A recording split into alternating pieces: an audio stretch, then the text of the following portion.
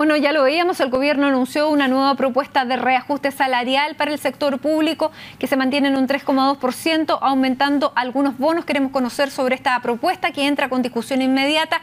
Para ello vamos a tomar contacto con el diputado independiente Gabriel Boric. Diputado, muy buenas tardes, gracias por este contacto. Hola Matilde, muy buenas tardes.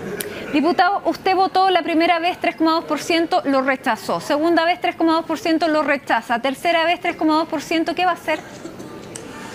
El 3,2% sigue siendo igual, como es obvio, que el 3,2% anterior. Por lo tanto, al no haber cambiado sustantivamente el proyecto de reajuste, yo voy a mantener la coherencia con mi voto y con los trabajadores y trabajadoras del sector público. Por lo tanto, voy a rechazar esta propuesta del Ministerio de Hacienda. El ministro de Hacienda ha declarado que no hay otra fórmula para el sector público, que no hay más recursos. ¿Usted no le cree?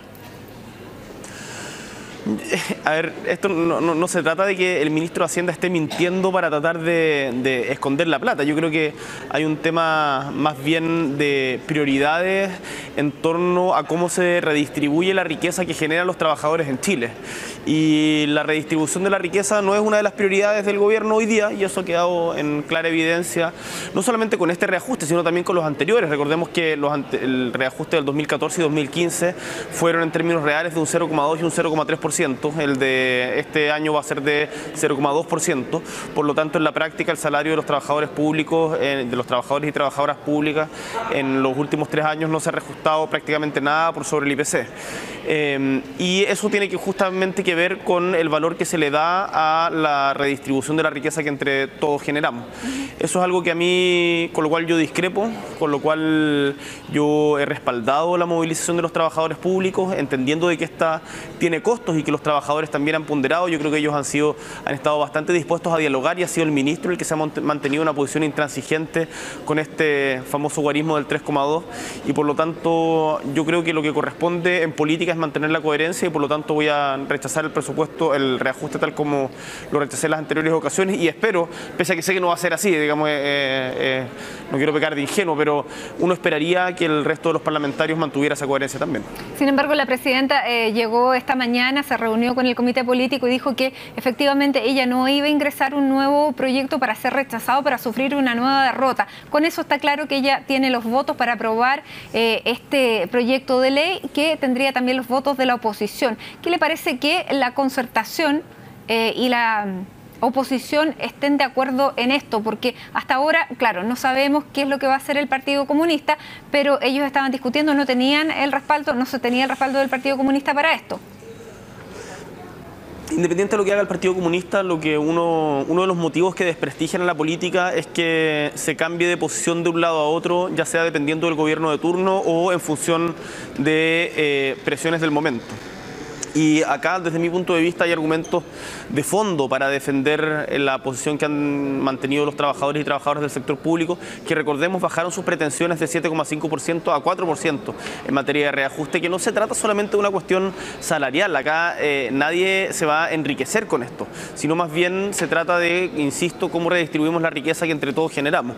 Ahora, dicho esto, yo lo conversé con algunos parlamentarios hoy día, está claro que parte importante de la derecha va a aprobar.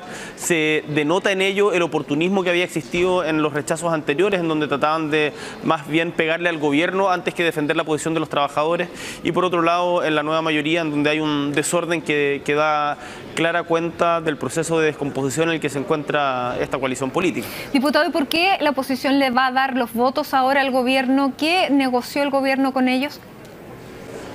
Mira, yo creo que hay una presión por parte de ciertos sectores de la derecha que dicen, desde mi punto de vista, de manera mucho más decente que el oportunismo que hemos visto en los últimos días, de que si este presupuesto lo hubiese presentado un gobierno de ellos, lo hubiesen aprobado. Entonces, que al final esto es solamente un gallito con el gobierno.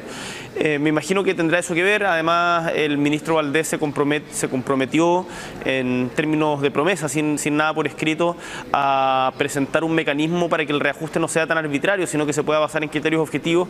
Hay que ver eso, cómo se da, pero eso no viene incluido en la propuesta que van a presentar hoy día.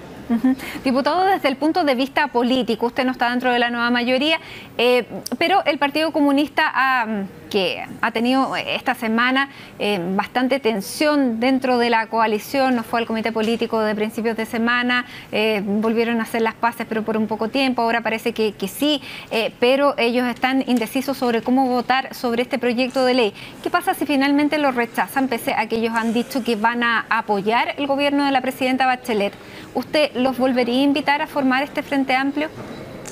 O sea, yo la invitación que le hice al PC es a que si ellos deciden en algún momento, respetando sus procesos internos, salir del proyecto de la nueva mayoría, nosotros evidentemente tenemos que sentarnos a conversar. Nosotros estamos por la construcción de un frente amplio que no sea un frente estrecho de izquierdas solamente, sino de un frente mucho más amplio que congregue también a actores sociales, a diferentes movimientos, a las luchas territoriales que se están dando en las diversas regiones de Chile, que no puede contener solamente siglas de partidos políticos. Y el PC en esto es sin duda un actor importante y ojalá en el futuro podamos sentarnos a conversar con ellos en función de lo que sean sus propios diálogos internos. No me corresponde a mí presionar las decisiones que ellos tomen. Lo que sí, desde mi punto de vista, es bastante evidente es que el proyecto político de la nueva mayoría como tal nunca tuvo una cohesión que le permitiera proyectarse a futuro.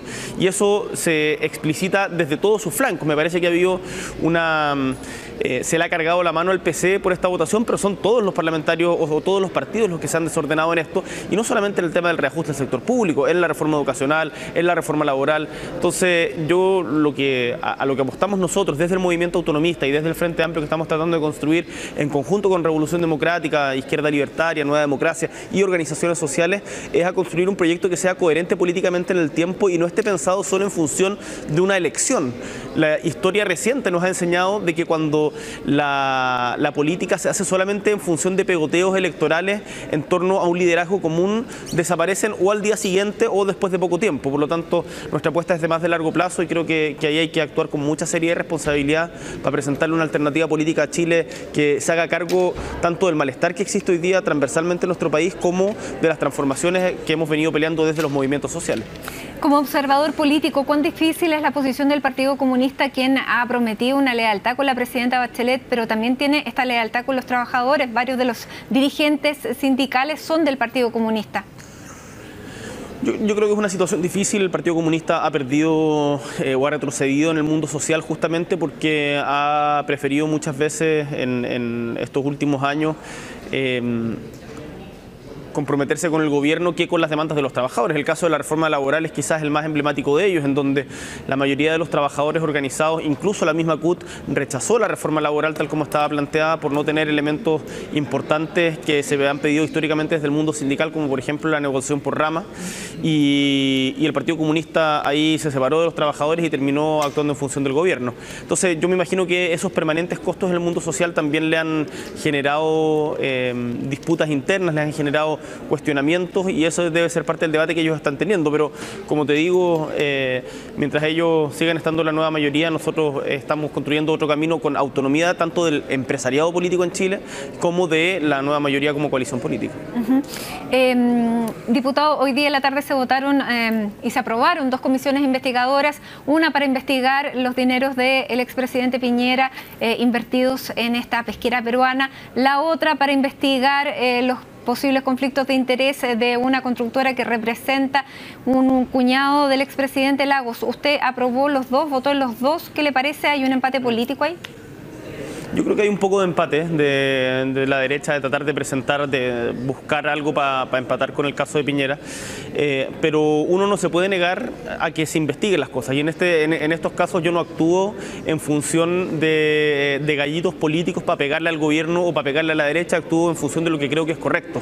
Y en este caso, si efectivamente hay dudas respecto de conflictos de interés, me parece razonable que el Congreso haga uso de sus atribuciones y pueda investigar y fiscalizar estos eventuales conflictos de interés. Recordemos que una comisión investigadora no significa una sanción, significa que se va a investigar algo que genera polémica y donde hay antecedentes para dudar respecto del comportamiento tanto del caso del presidente Lagos como del presidente Piñera. Ahora, respecto al caso del presidente Piñera, es bien impresentable este fideicomiso tuerto que tenía, pero a mí la cuestión nacionalista me da bien lo mismo. O sea, esto de que se haya invertido en Bolivia, yo creo que el capital no tiene patria, y acá siempre los que buscan hacer negocios van a tratar de ganar lucas a costa de lo que sea, independiente de que sean los intereses del país. Entonces, a mí no me sorprende. La sorpresa sería decir como, oh, qué raro, Piñera se enriquece haciendo como negocios reñidos con la ética. Como sorprendernos de eso sería lo paradójico. Yo creo que en esto no hay nada nuevo. La gente sabe qué es lo que representa Sebastián Piñera, una avaricia y codicia tanto de poder como de dinero que traspasa las fronteras, y si eso representa un conflicto de interés o no, bueno, es lo que va a evaluar la Cámara de Diputados, pero a mí por lo menos no me sorprende en absoluto esta situación. Diputado Gabriel Boric, muchísimas gracias por este contacto con CNN Chile. Buenas tardes. Muchas gracias, Matilde, un abrazo grande.